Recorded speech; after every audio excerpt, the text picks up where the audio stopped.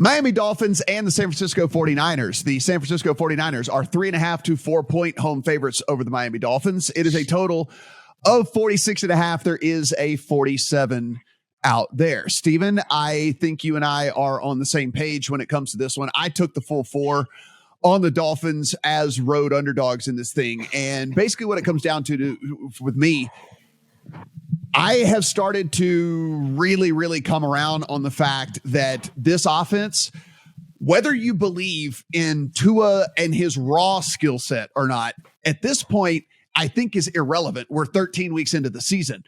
What Mike McDaniel is doing with Tua Tagovailoa and this offense and how he is drawing things up has maximized not only the skill set of Tua and what he does do well, but getting the ball into these playmakers' hands, drawing up ways to get them involved, not only close to the line of scrimmage, but further down the field as well. I think McDaniel might be one of these sharp ones, guys. Like, I think he might be one of these guys that we're talking about in 5 years when we say, oh, yeah, but the Mike McDaniel factor, right? I mean, like it's one of the things where we say with Bill Belichick, but the Bill Belichick factor, like, I don't know. I think we might be talking about that with this Miami Dolphins team. It's almost beautiful how some of the beginning of these games are scripted and how they do with his plays and stuff. He has really maximized the talent level for this Dolphins team. And look, the 49ers defense is good. They ain't seen nothing like the Dolphins anytime soon, right? I mean, it's been clunker after clunker after clunker after clunker. And listen, they've shut down all those teams, and there's something to be said for that in the NFL.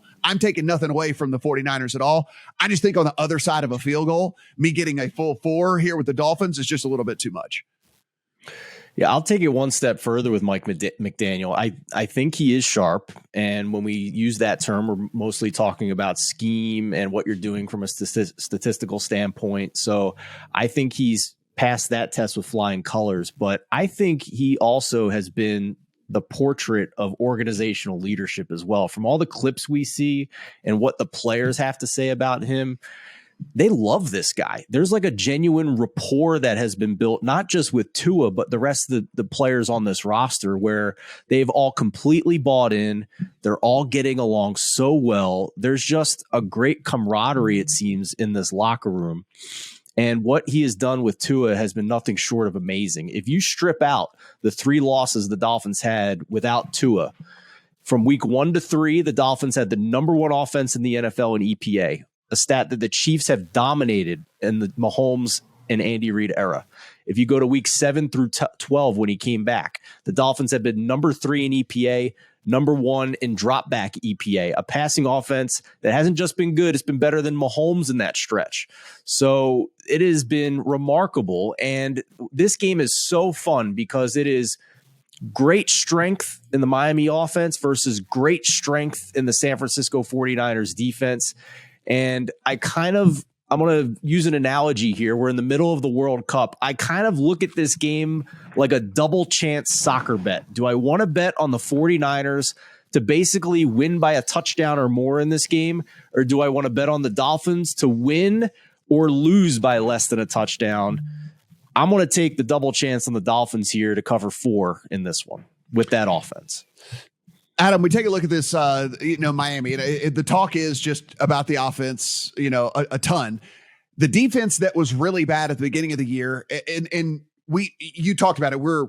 There are different parts to the season. We can kind of chop things up. We can start to look, and each individual team's different seasons might look different, right? We might be able to say, okay, this is how this team profiles insert major injury here or whatever, right? Or insert injury cluster here, or this is how this team looks before, this guy got fired or this, whatever, or this quarterback took over. Well, with the Dolphins, we're really had that, right? I mean, other than the Tua injury there for a week and a half or whatever, we've had a pretty consistent look at what this Miami team looks like. And so what we have seen is an offense that has been at the top of the league all season long, but we've seen a defense that has started to creep up in the rankings in every little category. Now, not great by any stretch, but they were super poor at the beginning of the year and have started to play a little bit better along the way as well, which I think makes this team really dangerous against a team like the 49ers, where the 49ers come at you definitely defensively each and every week, no matter what. Offensively, let's give them a little wiggle of the hand here. I mean, they scored 13 points on the Saints last week, and the Saints are no murderer's row on the defensive side of the ball at all. Now you got a banged up Christian McCaffrey, a banged up Deebo Samuel. Elijah Mitchell is out for several weeks for this team, so they're not healthy on the offensive side. More than a field goal just seems like too much for me with Miami. So I think this is a game, guys, where I'm going to play it, or at least handicap it, as you're either going to see Miami win this game outright, maybe not by a lot, but Miami wins this game outright, or San Francisco blows them off the field, and you can play an alt-out to, if you're comfortable with 6.5, if you're comfortable with 7.5, I think you can do it. Now, here's why. As good as the Miami offense is, they are 31st in PFF pass blocking grade right now. And we know how good the San Francisco pass rush is. Now, very simply, can Mike McDaniel scheme around the San Francisco pass rush? Like, this is the real test of Mike McDaniel right here. Can you get the ball out of Tua's hands quickly against a pass rush that is likely to wreck your offensive line? The answer is either yes or no. And if the answer is yes, then I think Miami wins this game outright. If the answer is no, then I think San Francisco might just take them and blow them away. Because if Tua goes back to anything that looks like the Tua that we just talked about, right? The Tua where the tools aren't right, then it's a matter of the scheme having broken down, not necessarily Tua having broken down. And we know that in past years, Tua Tagovailoa had the least time to throw before pressure of any quarterback in the NFL.